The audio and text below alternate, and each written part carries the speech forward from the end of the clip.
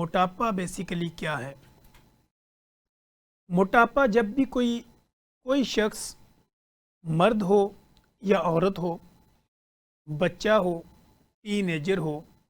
या वो यंगस्टर हो, इनमें जब उनको ये लगे कि उनकी बॉडी का कोई भी पार्ट्स जो है वो ज़रूरत से ज़्यादा बढ़ रहा है। फॉर एग्ज़ाम्पल,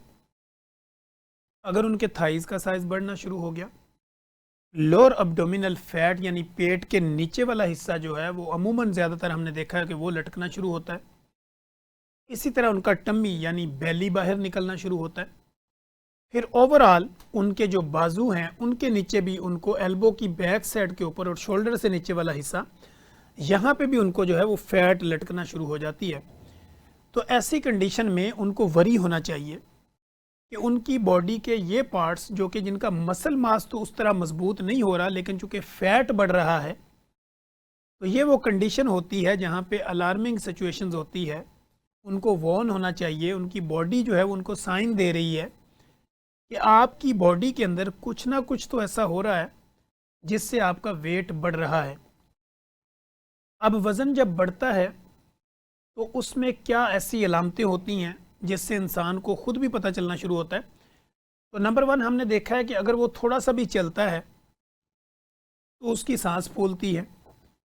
अगर वो स्टेयर्स का इस्तेमाल करता है, सीढ़ियाँ चढ़ता है, तो थोड़ी सी सीढ़ियाँ चढ़ने के बाद उसका सांस फूलता है, थकावट महसूस होती है। इसी तरह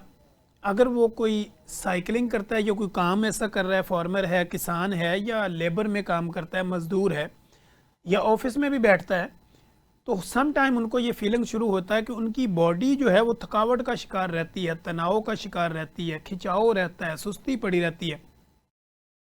तो ये वो सूरत हाल होती हैं जहाँ पे उसको ये फील होना शुरू होता है कि मेरी बॉडी में या तो मेरा वेट बढ़ रहा है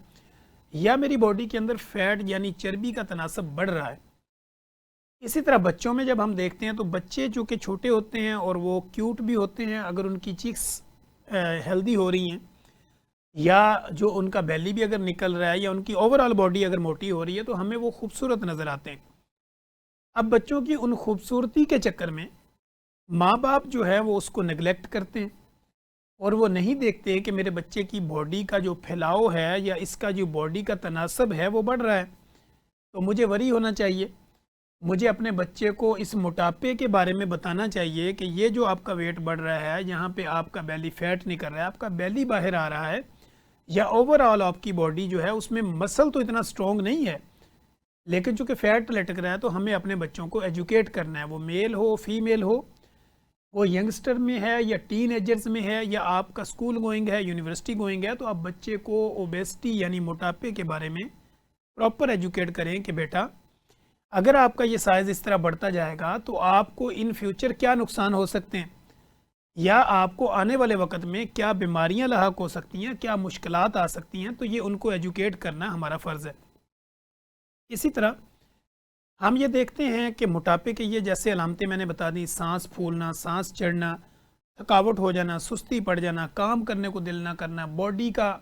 ओवर साइज हो जाना या बॉडी का फैट जो है वो लटकता हुआ नज़र आना।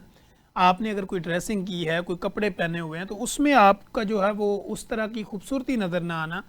या बॉडी के फैट बढ़ने की वजह से, आपके टम्मी निकलने की वजह से, बेली फैट बढ़ने की वजह से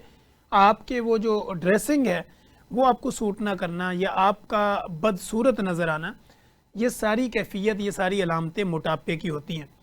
समटाइम हमने देखा है कि मेल्स के अंदर उनकी चेस्ट जो है वो लटकना शुरू हो जाती हैं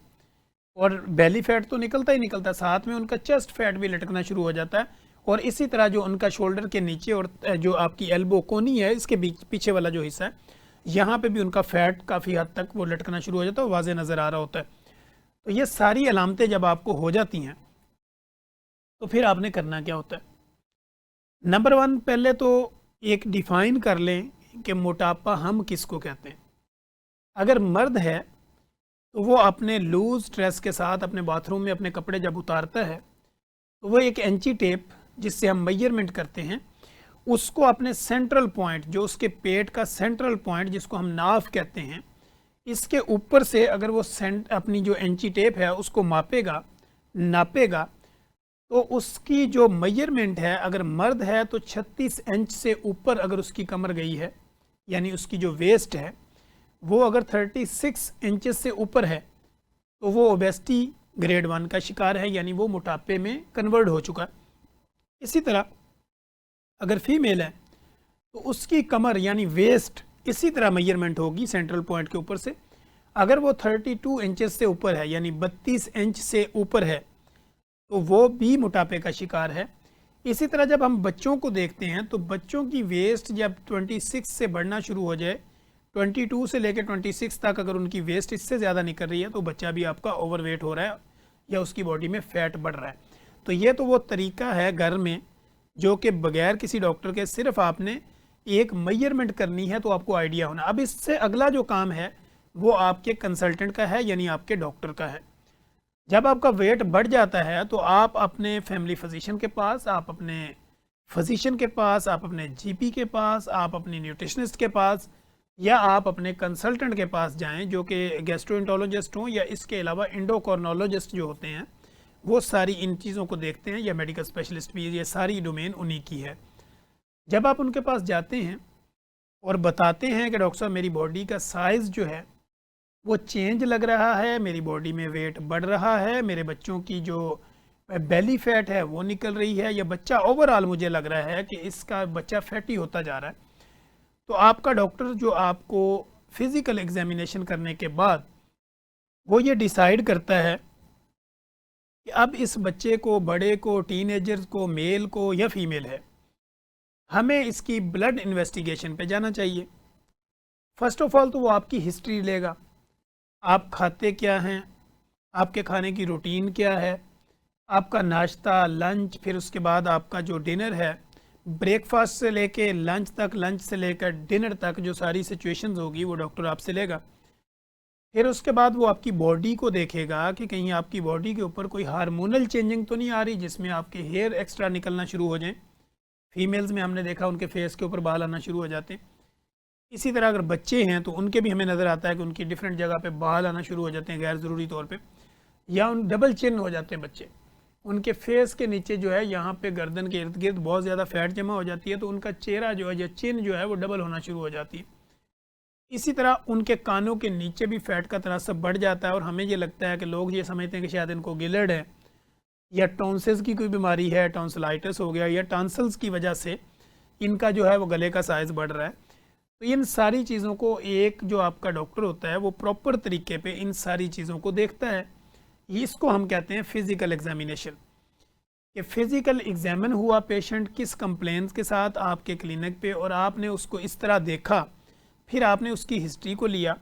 और प्रॉपर तरीके के ऊपर आपने उसको देख लिया, फिज़िकली भी देखा, आपने मुआयना भी कर लिया उसका। अब आपको जो जो उसकी बॉडी के ऊपर साइन और सिम्टोमेटिकली चेंजिंग नज़र आई, उसके अकॉर्डिंगली अब आपने फैसला करना है कि इसका जो मोटापा है इसको मैंने रिवर्स कैसे करना है, कम कैसे करना है। तो फर्स्ट ऑफ ऑल तो इसको कैटेगराइज करेंगे कि ये जो मोटापा है ग्रेड 1 है, 2 है, 3 है। तो आपने इसकी जब मोटापे को देख लिया और अब आपने उसकी ग्रेडेशन कर ली, तो फिर क्लासिफिकेशन करने के बाद फिर हमें ये पता चलता है कि ये थ्रू लाइफस्टाइल चेंज होगा, थ्रू मेडिकेशन होगा, या थ्रू सर्जरी होगा। तो आपका डॉक्टर ये डिसाइड करता है कि आपने अगर लाइफ मॉडिफिकेशन करनी है तो ये कौन सा ग्रेड है, क्या लाइफ मॉडिफिकेशन और डाइट हैबिट्स करने से,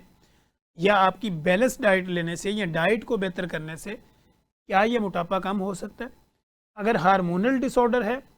तो उसमें मेडिकेशन क्या करनी है, किस तरह करनी है, फिर उसकी लैब क्या करवानी है, इन सारे मराहल के ऊपर आपका डॉक्टर एक कंप्लीट आपको देखने के बाद ये फैसला कर लेता है।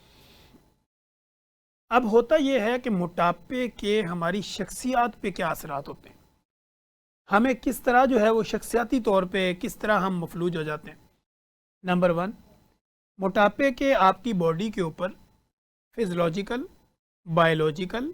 पैथोलॉजिकल, साइकोलॉजिकल, ये सारे के सारे इश्यूज होते हैं, ये सारी आपको महसूस होता है। यानी आप देखते हैं कि बायोलॉजिकल आपको क्या प्रॉब्लम्स आ रहे हैं मोटापे के साथ, फिज़ियोलॉजिकल उसके साथ आपकी क्या कॉम्प्लिकेशंस हैं,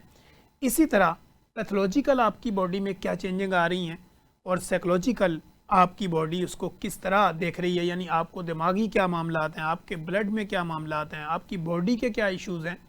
तो ये सारे वो कंपोनेंट होते हैं जो आपको महसूस होते हैं। यानी आप ये समझते हैं कि जब से मेरा वेट बढ़ा है तो मुझे डिप्रेशन भी होना शुरू हो गया, मेरी नींद भी कम हो गई, सोते वक्त मुझे खराटे आना शुरू हो गए, तो इसी तरह मुझे स्नोरिंग होना शुरू हो गई, यानी मुझे पता नहीं चलता, सांस फूलना शुरू हो गया,